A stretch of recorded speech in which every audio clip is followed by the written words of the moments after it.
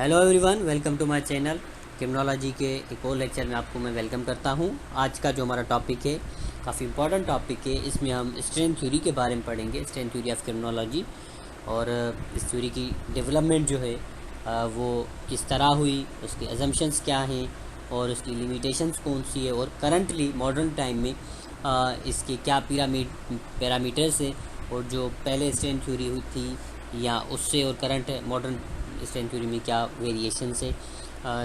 जो basic thing है कि ये जो थ्योरी का फादर आप बोले तो वो रॉबर्ट के मार्टिन है, और इसकी जो ऑफिशियली बिगिनिंग है इस थ्योरी की वो 1957 में हुई है। हालांकि ओरिजिन बहुत पहले की है, लेकिन जो हम पढ़ते हैं जिसकी जो शुरुआत है वो 1956 में हुई। So moving ahead, origin of the theory. अब स्ट्रेन थ्योरी के ओरिजिन के बारे में हम पढ़ेंगे। सबसे पहले जो शुरुआत हुई वो एमाइल डर्कहाइम से हुई। उन्होंने कॉन्सेप्ट दिया था एनोमी का। अब एनोमी का मतलब है नॉर्मलेसनेस, कि एक ऐसी सोसाइटी जहाँ पे नॉर्म्स या वैल्यूज़ जो हैं वो ख़त्म हो जाएं, सोशल जो नॉर्म्स है उसका ब्रेक डाउन हो जाए, वो ख़त्म हो जाए, उसको एनोमी कहते हैं। अब इस कॉन्सेप्ट को, इस टर्म को फादर जो एक्सपांड किया वो रॉबर्ट के मार्टिन ने किया, जो अल्टीमेटली बुनियाद बनती है स्ट्रेन थ्योरी की। रॉबर्ट के मार्टिन ने क्या किया, उसने डर्कहाइम के आइडियाज़ को लेके 1930s में इस चीज़ पे काम करना शुरू किया, और उसका जो पब्लिकेशन है पहला जो आया वो सोशल स्ट्रक्चर एंड एनोमी है 1938 में, जो कि बुनियाद बनी फादर जाके स्ट्रेन थ्योरी की। फिर वो officially as a strain theory शुरुआती, लेकिन जो स्टार्टिंग का काम मार्टिन के ने जो लिया, रॉबर्ट मार्टिन के ने जो लिया वो एमाइल डर्कहाइम के कॉन्सेप्ट एनोमी से, जो शुरुआत है वो एनोमी की। अजम्पशंस ऑफ द थ्योरी के कौन कौन से अजम्पशंस है।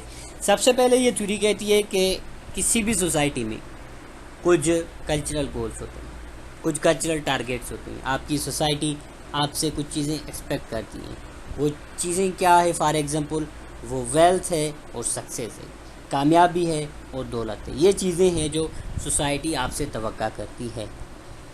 फिर क्या होता है आगे जाके, इंस्टीट्यूशनलाइज मीन्स भी उसके लिए हैं, कि जो सोसाइटी आपके लिए गोल्स रखती है उसने क्या किया है, कुछ लेजिटिमेट गोल्स भी आपके, मीन्स भी आपके लिए रखे हैं, जिसमें तालीम हो गई, एजुकेशन हो गई, एम्प्लॉयमेंट हो गई, कि आप भाई आपने जो सक्सेस है आपकी, ये जो गोल्स हैं आपने, ये आप इन तरीक़ों से इन वेज से आप हासिल कर सकते हैं। पहले आप एजुकेशन हासिल करें, एजुकेटेड बने, एक अखलाकी बंदे बने, और उसके साथ साथ आपको फिर हम एम्प्लॉयमेंट के मौके देंगे। आप पुलिस में जाएंगे, आप सिविल सर्विस में जाएंगे, बिजनेसमैन बनेंगे, ये सारी चीज़ें आपको हम देंगे।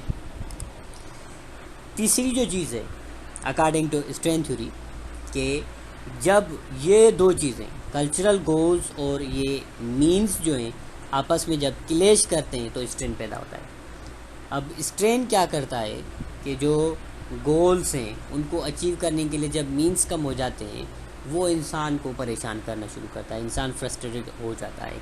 एक सोसाइटी में एक बंदे को ये टारगेट है कि उसने ऑफिसर बनना है, या उसने पैसा कमाना है, या वो देख रहा है कि अपर क्लास की सोसाइटी किस तरह फ्लोरिश कर रही है, डेवलप कर रही है, लेकिन उसकी सोसाइटी में क्राइम रेट हाई है, पावर्टी है, थ्रेट टू लाइफ है। तो वो बंदा, मतलब गोल्स तो उसके माइंड में बहुत सारे हैं कि उसने स्टडी भी करनी है, उसने सक्सेसफुल इंसान भी बनना है, लेकिन उसके पास वो मीन्स नहीं है, वो ज़रिए नहीं है। आज भी थर्ड वर्ल्ड कंट्रीज़ में ये चीज़ें आपको, रूरल एरियाज़ में, या इवन 70 to 80% पॉपुलेशन आपको साउथ एशियन कंट्रीज़ में ये आपको मिलेगा, कि घर वालों ने उन लोगों के लिए बहुत से टारगेट्स रखे होते हैं कि मेरा बेटा ये करेगा या मेरी बेटी ये करेगी, लेकिन ड्यू टू वेरियस रीज़न कि वो जो मीन्स का ना होना वो क्या करता है, इंसान में स्ट्रेस पैदा करता है। अच्छा, पॉइंट्स ऑफ स्ट्रेन कौन कौन सी है। अब क्या क्या तरीक़ेकार है गोल्स को हासिल करने का। जो पहली कैटेगरी आ जाती है वो कन्फर्मिस्ट की होती है। ये वो लोग होते हैं जो आपके कल्चरल गोल्स को एक्सेप्ट करते हैं, और उसके अलावा उनके जो मीन्स हैं उनको भी एक्सेप्ट करते हैं। उनको मतलब दोनों ही तरीके से, लीगल तरीके से वो अपना काम करते हैं। ये वो लोग हैं, ये वो कैटेगरी के लोग हैं जिनको अगर सक्सेस हासिल करनी है तो एक लेजिटिमेट प्रॉपर तरीके से वो अपना काम करते रहते हैं, उनके पास मीन्स वगैरह सारे वो अवेलेबल होते हैं। इनोवेशन वाले बंदे ये वो हैं, ये कल्चरल गोल्स तो एक्सेप्ट करते हैं, जैसे कंफर्मिस्ट ने किया कि भाई मुझे पैसा हासिल करना है, तो वो क्या करता है, जॉब करता है, बिजनेस करता है। अब ये कहता है ठीक है मुझे भी पैसा हासिल करना है, यहाँ पे तो हम दोनों बराबर हैं, दोनों की सोच सेम है कि हम दोनों ने पैसा हासिल करना है। बट वो क्या करता है, वो इंस्टीट्यूशनलाइज्ड मीन्स इस्तेमाल करता है, और इनोवेटर ये इलेजिटिमेट मीन्स को इस्तेमाल करता है, जाके क्राइम कंडक्ट करता है। मतलब भाई पैसा चाहिए ना, सक्सेस चाहिए ना, इस तरीके से करते हैं, ड्रग्स के थ्रू करते हैं, प्रोस्टिट्यूशन के थ्रू करते हैं, क्राइम के थ्रू करते हैं। Ritualism, abandoning cultural goals but continuing to follow institutionalize means, ये वो बंदे होते हैं जो कल्चरल गोल्स को फिनिश करते हैं, लेकिन जो तरीक़ेकार है वो इस्तेमाल करते हैं इंस्टीट्यूशनलाइज मीन्स का। कि ठीक है, अगर सोसाइटी कह रही है कि आपने पैसा हासिल करना है, या आपने कोई सीएसएस की पोस्ट हासिल करनी है, या कोई और बड़ी पोस्ट हासिल करनी है, नहीं हम ये नहीं करेंगे, हम कोई और काम करेंगे और इसी तरीके से करेंगे। लेकिन काम ये नहीं करेंगे जो आपने रखा हुआ है कि भाई बस आपने इंजीनियरिंग ही करनी है या कोई पर्टिकुलर काम ही करना है। नो, ये वो उस कल्चरल गोल्स के अगेंस्ट रहते हैं, रिचुअलिस्ट। फिर रिट्रेटिज्म, ये वो होते हैं रिजेक्ट करते हैं कल्चरल गोल्स को भी, इंस्टीट्यूशनलाइज मीन्स को भी। मतलब सब्सटेंस अब्यूज़ जो है वो आप इसका इस्तेमाल एग्जांपल आप ले सकते हैं। मतलब ये डायरेक्शन ही अपना बना लेते हैं, ये ना उन मीन्स को एक्सपेक्ट करते हैं, ना उन गोल्स को, मतलब उस सोसाइटी के किसी भी चीज़ को नहीं करते हैं, और वो वायलेंस की तरफ चीज़ें जाती है, बगावत की तरफ जाती है, एक क्लेश ऑफ मतलब आइडियाज़ हो जाता है उसी पर्टिकुलर सोसाइटी में। Rebellion, rejecting both cultural goals and institutionalize means while replacing them with alternative goals and means। अब ये क्या करते हैं, ये रिट्रीटिज्म से एक कदम आगे जाते हैं। ये कहते हैं कि ठीक है, आपके हमने कल्चरल गोल्स और इंस्टीट्यूशनलाइज मीन्स दोनों ख़त्म तो किए, लेकिन हम इनके रिप्लेसमेंट भी लाएंगे, हम अपने अल्टरनेटिव गोल्स लाएंगे, उन अल्टरनेटिव गोल्स को हासिल करने का एक अल्टरनेटिव तरीका भी लाएंगे जो आपसे मुख्तलिफ होगा।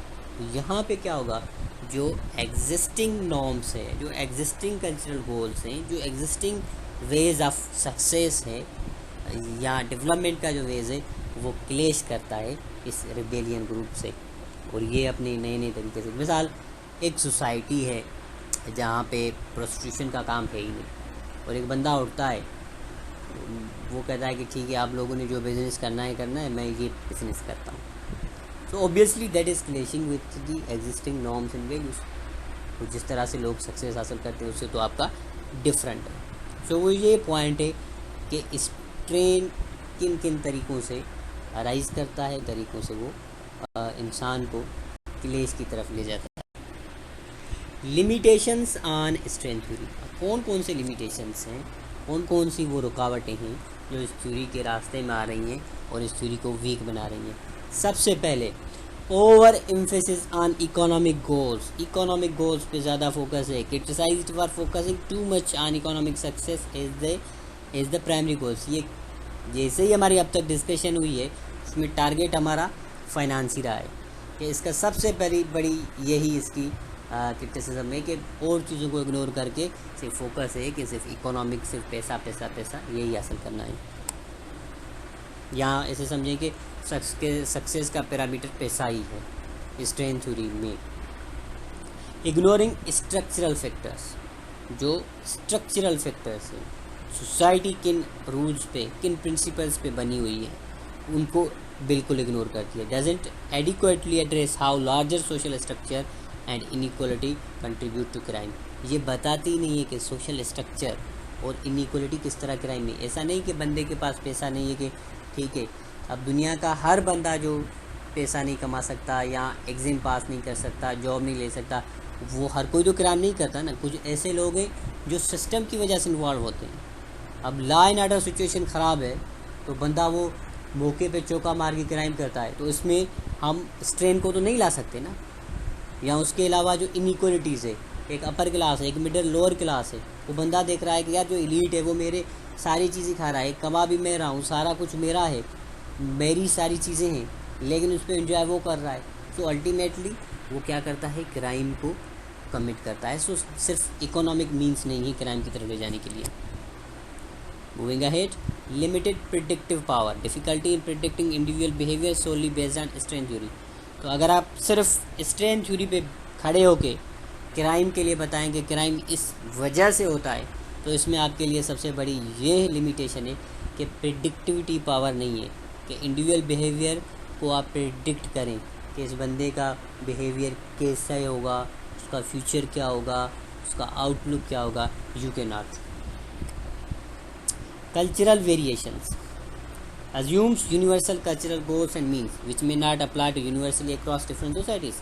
अब इसने क्या बोला, जो स्टार्टिंग में हमने पढ़ा कि आपको दुनिया में हर जगह पे गोल सेम मिलेंगे, जिसमें उन्होंने पैसे मिसाल दिया था पैसों का।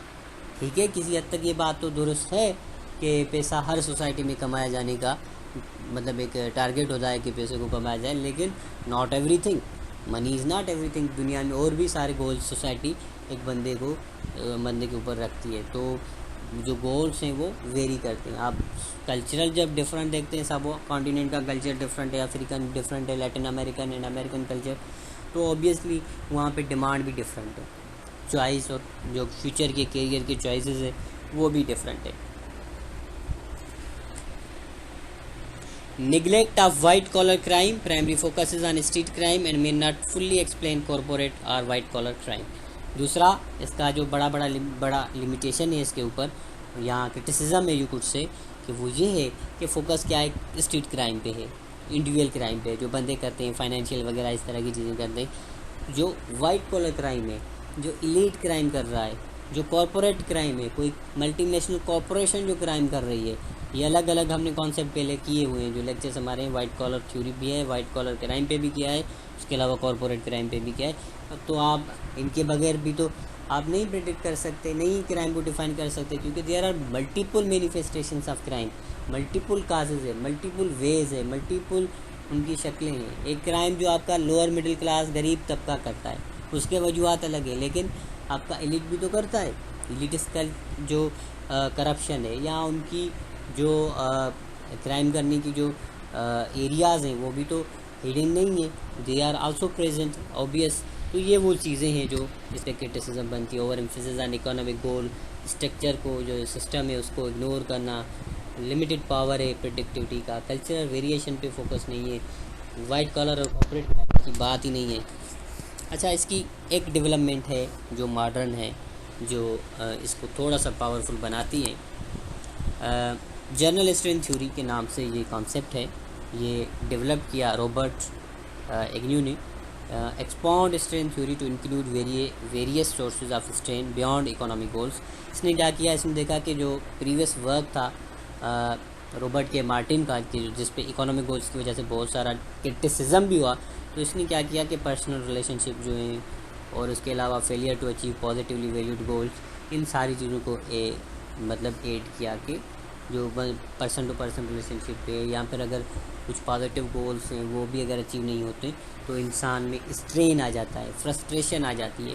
सो स्ट्रेन थ्योरी का अगर आप टर्म को ही देखें आप समझाएंगे, स्ट्रेन से मुराद यही होता है कि बंदे के माइंड में फ्रस्ट्रेशन आ जाती है और वो बंदा वायलेंट होकर क्राइम करता है उसकी तरफ। Thank you very much. And में भी यही रिक्वेस्ट करूँगा, kindly subscribe and share my channel. Good bye till next time.